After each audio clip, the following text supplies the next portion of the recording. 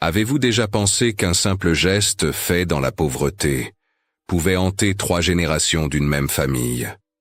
Automne 1947, dans un petit village viticole du Beaujolais, une jeune femme arrive à la coopérative, tenant son fils par la main. La guerre vient de finir, les ventres sont vides, et les gens troquent tout ce qu'ils ont pour survivre.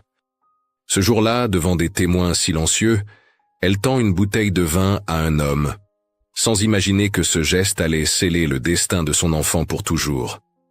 Et des décennies plus tard, quand la vérité remonte à la surface, c'est toute une communauté qui devra affronter le poids de ce secret. Aujourd'hui, je vais vous raconter cette histoire dramatique inspirée de notre réalité, une histoire de honte, de silence et de réparation. Avant de commencer, abonnez-vous à la chaîne, laissez un j'aime, et dites-moi dans les commentaires de quelle ville vous regardez cette vidéo. Ici, chaque histoire dramatique est une fenêtre ouverte sur le passé, et parfois, comprendre d'où l'on vient, c'est déjà une forme de guérison. Cette photographie a été trouvée dans une caisse de bois oubliée au fond de la coopérative vinicole de Saint-Romain-sur-Azergues en 2003. Sur le papier Kodak jauni par le temps, on distingue un homme jeune aux mains tachées de moue, un enfant pieds nus tendu vers une gourde et une main féminine offrant une bouteille de vin. Derrière eux, peints sur le mur de pierre, on lit encore les lettres délavées. QV 47.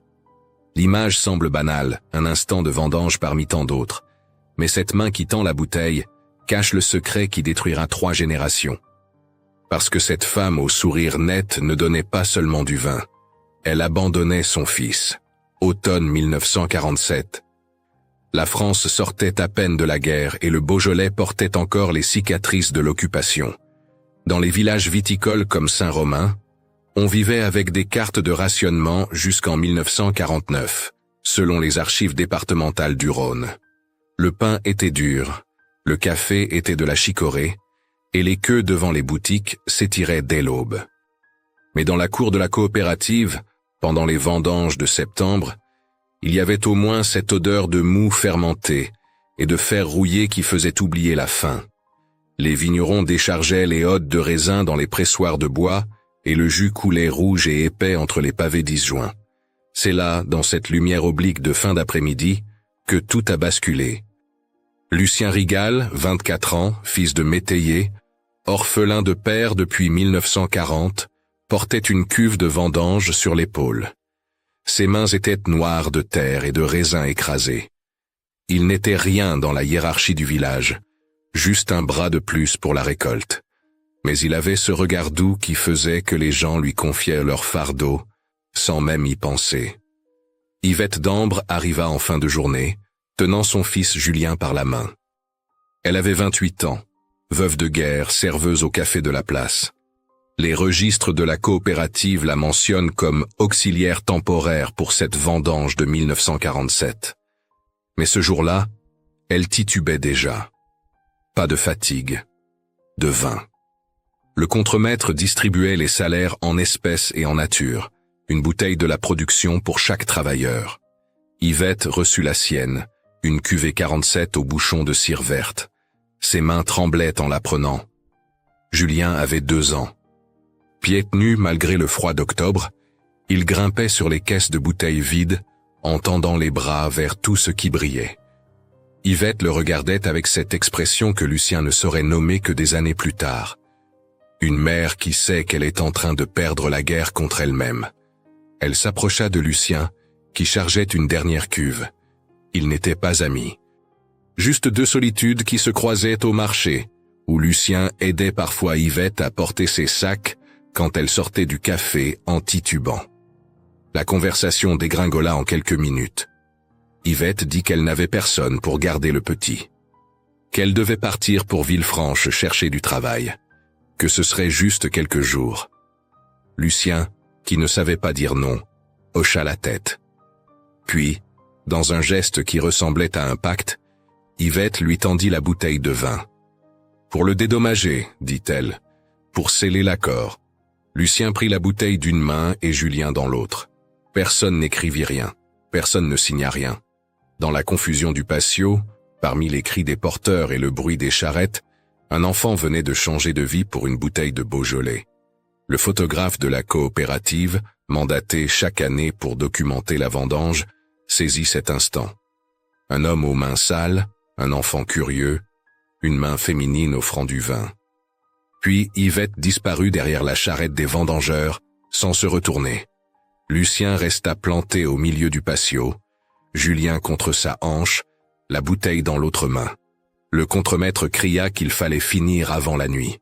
Personne ne remarqua que quelque chose d'innommable venait de se produire sous leurs yeux. Ou peut-être que tout le monde le remarqua, mais que personne ne voulut le nommer. La pauvreté avait ses propres règles, et le silence en faisait partie.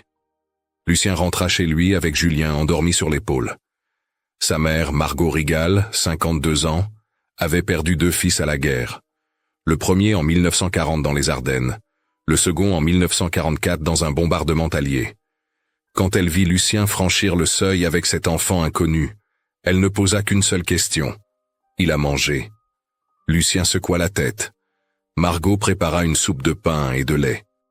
Julien mangea en silence, les yeux ronds comme ceux d'un animal qui ne sait pas encore s'il est sauvé ou piégé. Cette nuit-là, Margot installa le petit dans le lit de son fils mort, celui près de la fenêtre qui donnait sur les vignes. Elle ne dit rien.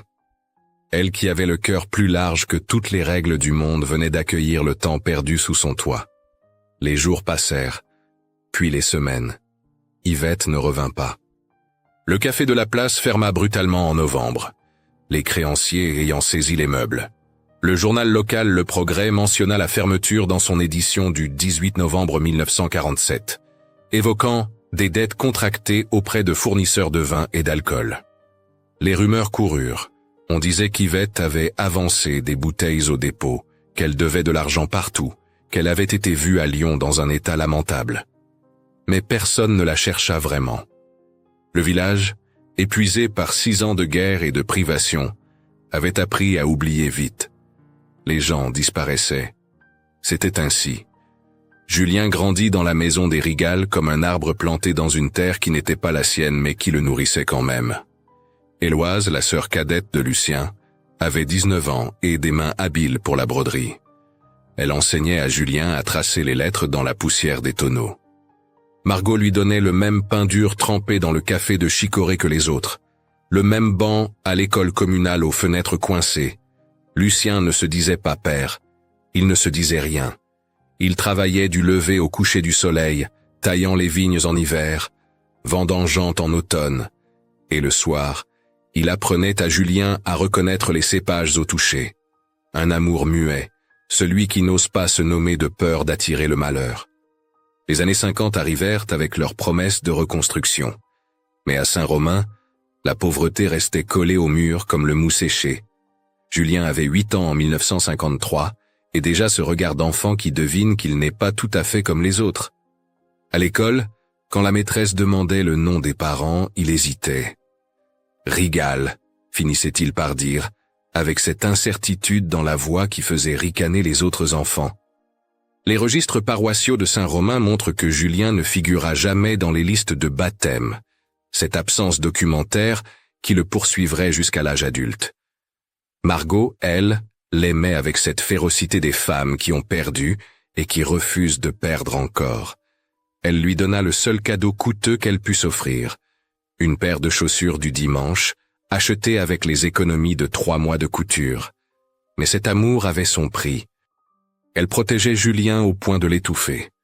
Ne le laissait pas jouer trop loin. Ne le laissait pas monter aux arbres. Ne le laissait pas oublier, même un instant, qu'il n'était là que par la grâce fragile de leur silence. L'enfant grandit avec la peur comme deuxième peau. Lucien, lui, portait une culpabilité qui lui rongeait les nuits. Il n'avait jamais officialisé la garde de Julien. Aucun papier. Aucun tribunal. Juste une bouteille de vin échangée contre un enfant, et la terreur constante que quelqu'un vienne frapper à la porte pour reprendre le petit. Les archives départementales du Rhône révèlent que, dans les zones rurales des années 40 et 50, des dizaines d'enfants vivaient ainsi dans un vide juridique, confiés de fait à des familles sans aucun processus légal. L'État, débordé par la reconstruction, fermait les yeux. Mais Lucien ne fermait pas les siens. Il vivait dans l'attente d'un malheur qui ne venait pas, et cette attente le dévorait. Il y avait aussi ces moments où, regardant Julien aider aux vendanges avec ses petites mains maladroites, Lucien se surprenait à penser « Pourquoi moi ?» Un ressentiment bref, honteux, qu'il chassait aussitôt mais qui revenait lancinant. Parce qu'aimer un enfant qui n'est pas le vôtre, c'est aussi accepter de porter le poids de la faute d'une autre. Et certains jours, ce poids semblait trop lourd. Julien sentait tout cela. Les enfants sentent toujours. Il voyait le regard de Lucien qui fuyait quand on lui demandait « C'est ton fils ?» Il entendait les chuchotements à la sortie de l'école. « Le petit de la bouteille », murmuraient les commères. « Celui dont la mère a disparu. » À 10 ans, Julien commença à se battre. Pas pour se défendre, pour faire mal. Il cassait des barriques dans la cave de la coopérative, arrachait les vignes nouvellement plantées, criait sur Éloise quand elle essayait de le câliner. Une rage sans nom qui cherchait un coupable et n'en trouvait aucun. 1. Le bal des vendanges. Julien avait 11 ans et refusait d'y aller. Margot insistait, Éloise le suppliait. Finalement, il céda, mais resta dans un coin, à regarder les danseurs avec cette expression de celui qui sait qu'il ne méritera jamais d'être heureux. C'est là qu'il vit Hélène Vallon pour la première fois. Elle avait 22 ans, fille de négociant en vin, éduquée à Lyon, revenue au village par curiosité pour les traditions viticoles que son père méprisait. Elle portait une robe simple mais bien coupée, et ses mains n'avaient pas les cales des travailleuses des vignes. Hélène remarqua Julien immédiatement. Pas parce qu'il était beau, il ne l'était pas encore, mais parce qu'il avait ces yeux de pluie qui contiennent trop de tristesse pour un si jeune âge. Elle s'approcha, lui tendit un verre de limonade. Il le refusa. Elle sourit quand même. « Tu as les yeux de quelqu'un qui attend quelque chose qui ne viendra pas, » dit-elle. Julien la regarda, stupéfait qu'on puisse dire tout haut ce qu'il pensait tout bas. Puis il partit en courant. Les mois suivants, Hélène revint souvent à la coopérative. Elle prétendait vouloir apprendre le métier du vin pour aider son père. En vérité, elle cherchait à comprendre ce garçon au silence trop lourd. Elle parlait avec les anciens, posait des questions. C'est ainsi qu'elle entendit, par bribes, l'histoire de la femme qui avait laissé son fils. Mais personne ne voulait vraiment en parler. Le silence était devenu une seconde nature. Un après-midi de novembre 1957, Hélène descendit au sous-sol de la coopérative pour chercher de vieilles bouteilles que son père voulait expertiser. Elle trébucha sur une caisse en bois, renversant son contenu. Des bocaux vides, des outils rouillés, et au fond, protégé par un carton jauni, une photographie. Le papier Kodak portait encore le grain caractéristique des années 40. On y voyait un homme jeune aux mains sales, un petit garçon pieds nus tendu vers une gourde, et une main de femme offrant une bouteille. Derrière, sur le mur, on lisait « Cuvée 47 ». Hélène reconnut immédiatement le sourire de la femme, Yvette d'Ambre. Elle l'avait vue, enfant, au café de ses parents, toujours un verre à la main, toujours ce rire trop fort qui cachait mal la douleur. Elle regarda l'enfant sur la photo. Les mêmes yeux que Julien, les mêmes mains fines, le même air de quelqu'un qui ne sait pas encore qu'il vient d'être abandonné. Hélène remonta de la cave, la photo dans sa poche, le cœur battant. Elle ne la montra à personne, pas encore. Parce qu'elle comprenait qu'il y a des vérités qu'on ne peut pas jeter au visage des gens sans les détruire. Mais elle ne put s'empêcher de chercher plus loin. Elle questionna les anciennes clientes du café, celles qui se souvenaient. Yvette? Oh, elle buvait déjà avant que son mari ne meure à la guerre. Après, c'est devenu pire. Elle disparaissait des jours entiers. Le petit pleurait, seul dans l'arrière-boutique. Des études médicales françaises des années 50 révèlent que les cas de dépendance à l'alcool chez les veuves de guerre avaient explosé. Une épidémie silencieuse que personne ne voulait nommer. Yvette n'était pas une exception. Elle était une statistique. Hélène confronta Julien des mois plus tard, au printemps 1958. Elle ne lui montra pas la photo. Elle lui demanda simplement « Est-ce que tu sais pourquoi tu es resté ?» Julien, alors âgé de 13 ans, la regarda avec une haine si pure qu'Hélène recula. « Parce que je ne valais rien », cracha-t-il. « Parce qu'elle a préféré le vin à moi. » Hélène secoua la tête. Non, parce qu'elle était malade, et que personne ne l'a aidée. Cette conversation planta quelque chose dans l'esprit de Julien. Pas le pardon, mais la première fissure dans la certitude qu'il était responsable de son propre abandon. Julien entra dans l'adolescence comme on entre en guerre. À 15 ans, il était devenu apprenti tonnelier à la coopérative, les mains déjà expertes à façonner le chêne, l'oreille fine pour entendre quand une barrique sonnait juste. Mais son talent était gâché par un ressentiment qui le rendait invivable. Il refusait les compliments, fuyait les fêtes. Quand d'autres garçons de son âge courtisaient les filles au bal, lui restait dans l'atelier, à frapper le bois jusqu'à ce que ses paumes saignent. Hélène, elle, ne renonçait pas. Elle venait le voir chaque semaine, sous prétexte d'apprendre le métier du vin. En vérité, elle cherchait à briser le mur qu'il construisait autour de lui. Mais parfois, sa présence le blessait plus qu'elle ne l'aidait. Parce que Hélène venait d'un monde où les enfants avaient des actes de naissance, des arbres généalogiques, des certitudes. Julien, lui, n'avait rien. Pas de papier, pas de nom légal. Les archives départementales du Rhône montrent que jusqu'en 1960, la loi française exigeait un processus d'adoption complexe que peu de familles rurales pouvaient se permettre. Julien existait dans un vide juridique, invisible aux yeux de l'État. Ce vide le poursuivait. À 17 ans, il voulut s'engager comme ouvrier à Lyon. On lui demanda sa carte d'identité. Il n'en avait pas.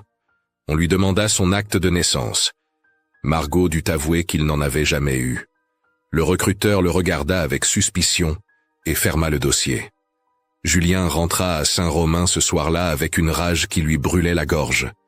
Il cassa 3 barriques neuves dans l'atelier. Lucien le trouva assis par terre, les mains ensanglantées, pleurant pour la première fois depuis des années. Il ne dit rien. S'assit à côté de lui, resta là jusqu'à ce que les sanglots s'épuisent. Margot, elle, vieillissait mal. Ses mains déformées par l'arthrite ne pouvaient plus coudre. Elle toussait des nuits entières, cette toux rauque qui sent la faim. En 1962, le médecin diagnostiqua une pneumonie chronique. Elle avait 67 ans et le corps usé de quelqu'un qui en avait 80. Alitée dans la chambre qui donnait sur les vignes, elle appela Lucien un soir de mars. « Il faut que tu dises la vérité », murmura-t-elle. « Il faut que tu donnes un nom à ce qui a été fait. » Lucien promit. Il promit sans savoir comment tenir cette promesse. Margot mourut 3 jours plus tard. L'enterrement eut lieu à la chapelle de Saint-Romain, la même qui avait vu tant de deuil pendant la guerre. Julien, alors âgé de 17 ans, resta debout près du cercueil sans verser une larme, pas par dureté, par épuisement. Il avait l'impression que toute sa vie n'était qu'une suite de pertes qu'il n'avait pas choisies. Hélène se tenait à l'arrière de la chapelle. Elle croisa son regard. Il détourna le sien. 2 semaines après l'enterrement, Lucien convoqua une réunion inhabituelle. Il demanda au conseil de la coopérative, à Hélène et à Julien de se réunir dans la salle commune. L'atmosphère était lourde. Personne ne comprenait pourquoi Lucien, d'habitude si effacé, avait exigé cette assemblée. Les hommes s'assirent autour de la longue table de bois. Julien resta debout près de la porte, prêt à fuir. Lucien se leva. Ses mains tremblaient. Il avait porté ce secret pendant 15 ans, et il savait qu'en le dévoilant, il risquait de tout perdre. Mais la promesse faite à sa mère pesait plus lourd que la peur. Il parla d'une voix basse, sans regarder personne. En 1947, j'ai pris une bouteille, et je suis resté avec un enfant qui n'était pas le mien. Les mots tombèrent dans le silence comme des pierres dans un puits. J'ai attendu que sa mère revienne. Elle n'est jamais revenue. J'ai eu tort de me taire. Le conseil resta muet. Certains savaient déjà, d'autres découvraient. Mais tous comprenaient que Lucien venait de briser le pacte de silence qui tenait le village ensemble. Julien, lui, sentit ses jambes se dérober. Ce n'était pas une révélation. C'était une confirmation. Lucien n'était pas son père. Ne l'avait jamais été. N'était qu'un homme qui avait pris pitié d'un enfant abandonné et qui, par lâcheté ou par amour, n'avait jamais osé dire la vérité. Julien sortit sans un mot. Il marcha jusqu'à la coopérative, monta dans l'atelier où il passait ses journées, et resta là, assis sur le sol froid, à regarder les outils suspendus au mur. Hélène le retrouva 1 heure plus tard. Elle ne dit rien, s'assit à côté de lui. Finalement, Julien parla. Il aurait dû me le dire. Il aurait dû me dire que je n'étais rien pour lui. Hélène secoua la tête. Tu es tout pour lui. C'est pour ça qu'il avait trop peur de parler. Les mois qui suivirent furent glaciales. Julien évitait Lucien. Lucien, rongé par la culpabilité, travaillait jusqu'à l'épuisement. Éloise essayait de faire le pont entre eux, mais chaque tentative se heurtait au mur de ressentiment que Julien avait érigé. Hélène, elle, continuait à venir. Pas pour consoler. Pour rappeler à Julien qu'il avait le droit d'être en colère, mais pas le droit de s'enfermer dans cette colère, jusqu'à en mourir. À 18 ans, Julien obtint enfin des papiers d'identité.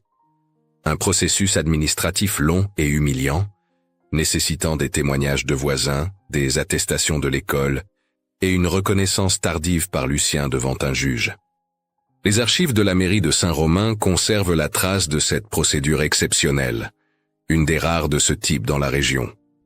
Sur les documents officiels, Julien devint Julien Rigal, fils adoptif de Lucien Rigal. Pas fils adoptif.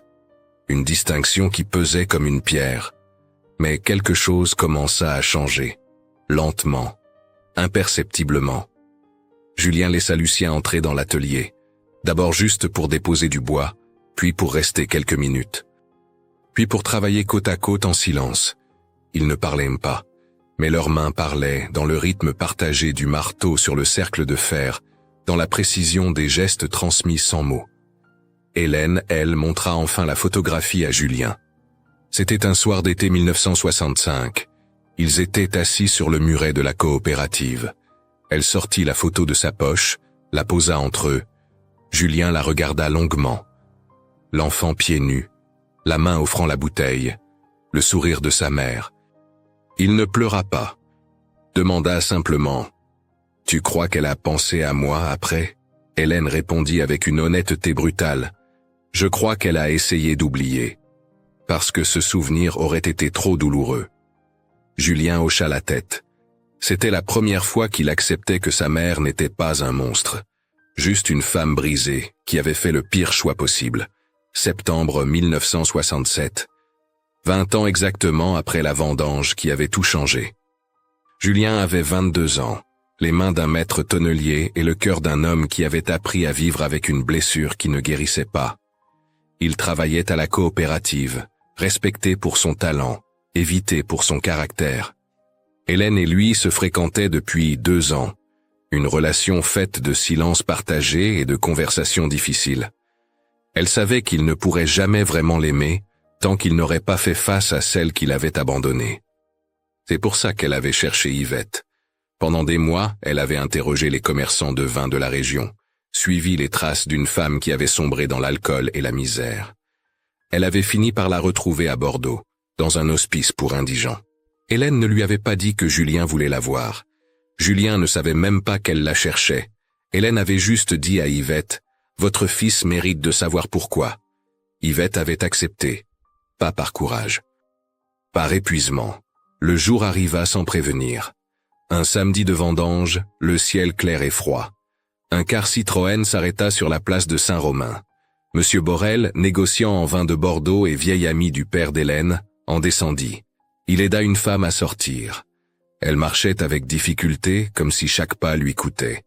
Ses mains tremblaient, jaunies par la maladie du foie. Ses cheveux gris pendaient sales sur ses épaules. Elle avait 48 ans et en paraissait 70. Les gens s'arrêtèrent. Ceux qui se souvenaient figèrent sur place. Ceux qui ne se souvenaient pas sentirent quand même que quelque chose de grave était en train de se produire. Yvette ne marcha pas vers la coopérative. Elle resta appuyée contre le mur de la mairie, comme si elle n'avait pas le droit d'avancer. Hélène était là, les larmes aux yeux. Elle n'avait pas prévenu Julien. Elle savait que s'il avait su, il aurait fui. Julien sortit de l'atelier pour chercher un outil. Il vit la foule silencieuse sur la place. Vit Hélène qui pleurait. Vit la femme appuyée contre le mur. Leurs regards se croisèrent. Il n'eut pas besoin de demander qui elle était. Son corps savait avant son esprit. Il sentit ses jambes se dérober, s'appuya contre le chambranle de la porte. 20 ans d'attente et de colère venaient de s'effondrer en une seconde. Il ne courut pas vers elle, ne cria pas, marcha lentement, comme on marche vers quelque chose qu'on a redouté toute sa vie. Il s'arrêta à 1 mètre d'elle. Les statistiques médicales de l'époque révèlent que l'espérance de vie d'une alcoolique chronique comme Yvette ne dépassait guère les 50 ans. Elle était déjà en train de mourir. Julien posa la seule question qui comptait. Pourquoi? Un seul mot. 20 ans de souffrance condensée en 5 lettres. Yvette ne détourna pas le regard. C'était peut-être la seule chose courageuse qu'elle avait faite depuis 20 ans. « Je buvais plus que je ne t'aimais », dit-elle d'une voix cassée. « Et quand j'ai compris que je t'avais perdu, il était déjà trop tard pour revenir. Pas d'excuses, pas de « j'étais malade, je ne savais pas ce que je faisais ». Juste la vérité nue, insupportable. Lucien arriva en courant, attiré par le silence anormal de la place. Quand il vit Yvette, quelque chose se brisa en lui. Lui qui avait toujours été le pacificateur, lui qui avait passé 20 ans à protéger Julien en silence, explosa. Il se plaça entre Julien et Yvette, le corps tremblant de rage. « Vous n'avez pas le droit d'être là !» cria-t-il. « Vous n'avez pas le droit d'apparaître maintenant et de détruire ce qu'il a construit. » Ce fut Julien qui calma Lucien. Ce fut Julien qui posa une main sur l'épaule de l'homme qu'il avait élevé et dit doucement « Elle ne peut plus rien détruire. J'ai déjà été détruit. Maintenant, je choisis de me reconstruire. » Lucien se retourna, vit les yeux de Julien, et comprit que le garçon était devenu un homme sans qu'il s'en aperçoive. Julien regarda à nouveau Yvette. Elle était pitoyable, une épave humaine que la vie avait broyée. Il ne ressentait plus de haine, juste une immense tristesse pour cette femme qui avait été sa mère, et qui n'était plus qu'une ombre. Il tendit la main. Pas pour la serrer, juste pour qu'elle puisse la toucher. Yvette posa ses doigts tremblants sur la paume calleuse de son fils. « Tu as les mains de ton grand-père » murmura-t-elle. Il était tonnelier aussi. C'était la première fois qu'elle lui donnait un lien avec son passé, un morceau d'identité qu'il n'avait jamais eu. Puis elle se retourna et repartit vers la voiture avec M. Borel. Elle ne promit pas de revenir, ne demanda pas pardon, dit juste « Merci d'avoir survécu ». La voiture démarra. Yvette ne se retourna pas. Elle disparut comme elle était venue, laissant derrière elle un village figé et un homme qui venait de voir le fantôme de son enfance se matérialiser et s'évaporer en 10 minutes. Julien resta immobile au milieu de la place. Puis il marcha jusqu'à la coopérative, entra dans le bâtiment et se dirigea vers le mur où était peinte la vieille inscription « QV 47 ». Il posa la paume contre les lettres, comme s'il voulait les effacer ou les graver plus profondément, on ne savait pas. Hélène le rejoignit. Il ne lui en voulait pas, il comprenait qu'elle avait fait ce qu'il n'avait pas eu le courage de faire lui-même. Quand il se retourna, Lucien était là aussi. 2 hommes qui avaient partagé 20 ans de silence et de non-dit. Julien fit un pas, puis un autre, et il serra Lucien dans ses bras pour la première fois depuis l'enfance. Lucien pleura, pas des larmes discrètes. Un sanglot profond, rauque, celui d'un homme qui avait porté un poids trop lourd pendant trop longtemps. Julien murmura dans son oreille « Tu es mon père, pas parce que tu m'as fait, mais parce que tu es resté. » Lucien s'effondra. C'étaient les mots qu'il avait attendus pendant 20 ans. Les jours suivants, Julien et Hélène parlèrent longuement.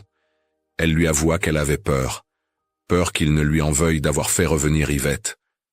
Julien secoua la tête.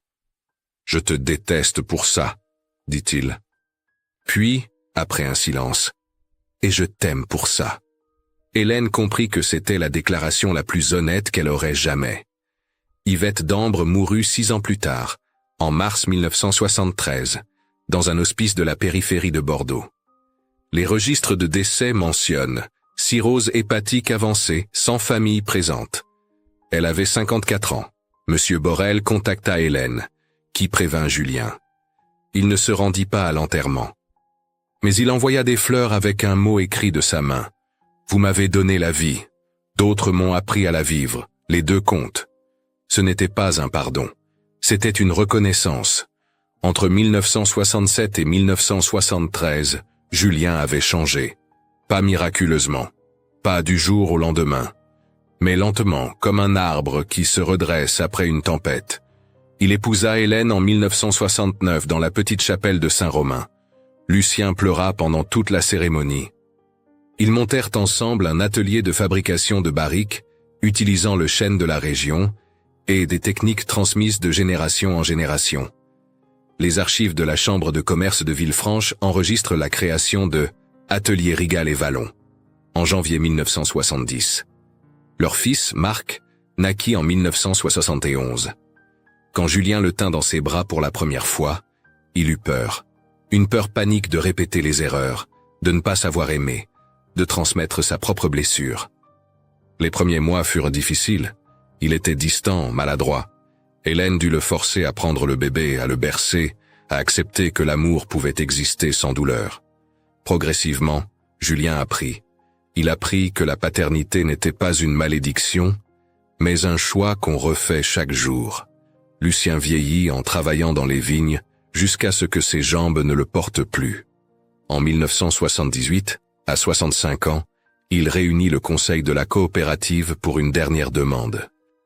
Il voulait qu'on crée une tradition, que chaque année, lors de la vendange, un baril de la récolte soit mis de côté et vendu aux enchères. L'argent servirait à financer les études d'un jeune de la commune élevé sans parents. Ce baril s'appellerait Cuvée Julien. Ce n'était pas de la charité. C'était une politique, un pacte entre le village et sa propre conscience. Le conseil accepta. La première cuvée Julien fut mise en vente en septembre 1979. Elle rapporta assez pour payer 3 ans d'école à une jeune fille dont les parents étaient morts dans un accident de voiture. Les archives de la coopérative montrent que cette tradition se perpétua chaque année, finançant les études de 17 jeunes sur 4 décennies. Pas un centre communautaire pompeux, juste un geste annuel qui transformait la culpabilité en soin.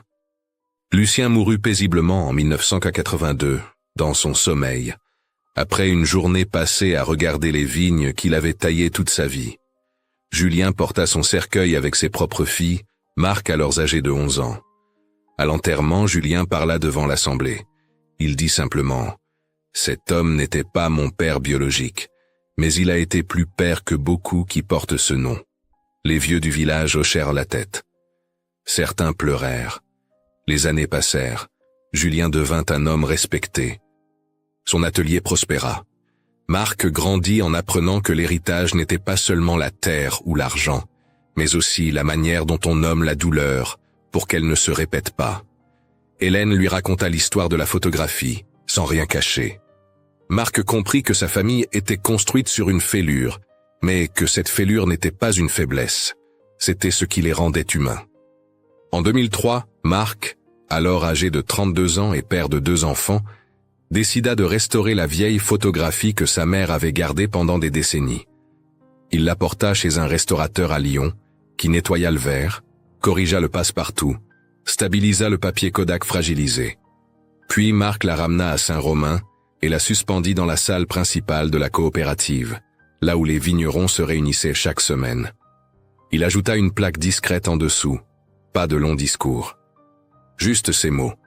Dans cette cour en 1947, la pauvreté nous a appris à nous taire. Aujourd'hui, nous choisissons de ne pas répéter. C'était une façon de dire que le silence n'était plus une option, que les histoires devaient être racontées, même quand elles faisaient mal.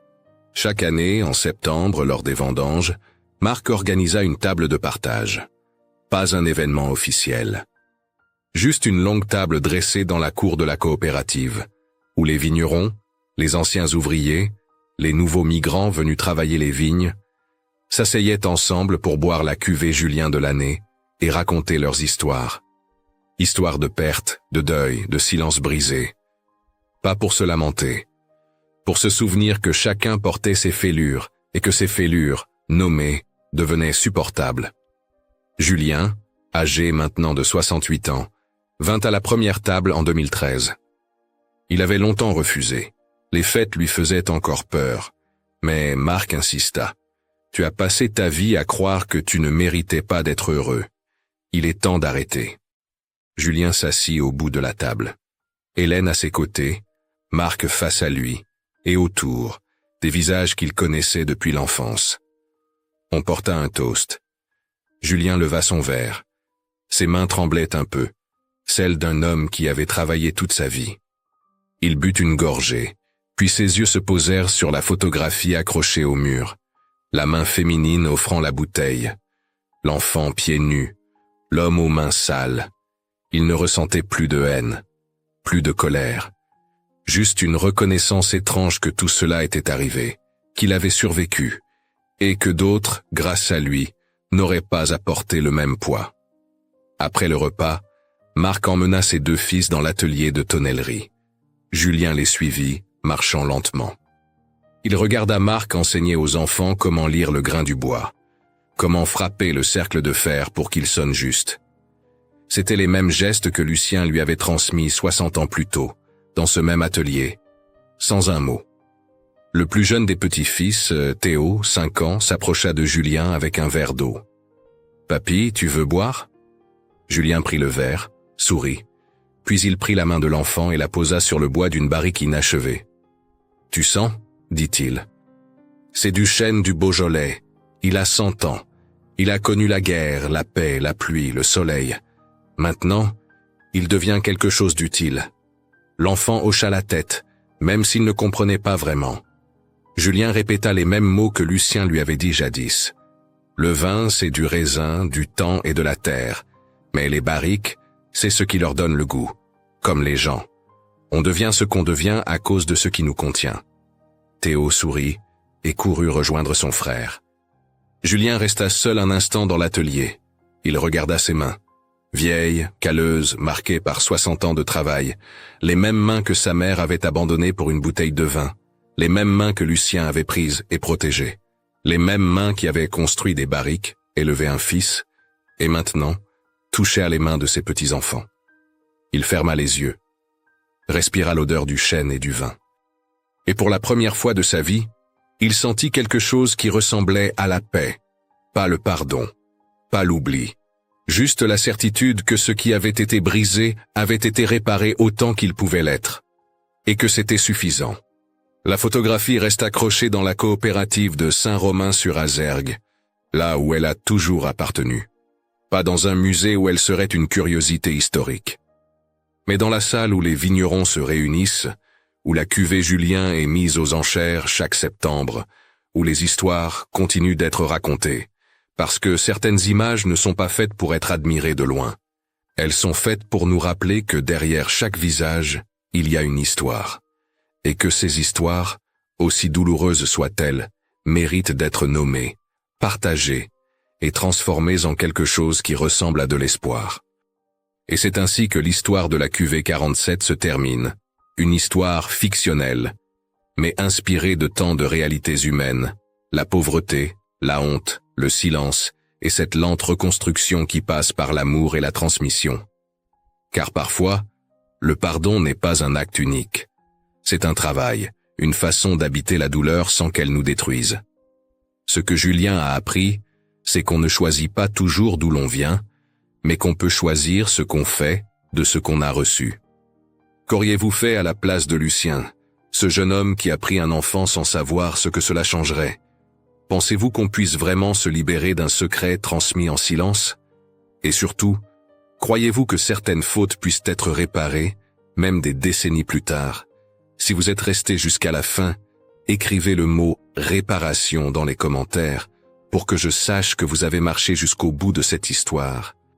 Dites-moi aussi de quelle ville vous nous regardez, et si, dans votre famille, il existe des histoires anciennes, peut-être oubliées, que vous aimeriez voir renaître ici, sous forme de récit. Ces témoignages, même fictifs, aident à préserver notre mémoire collective.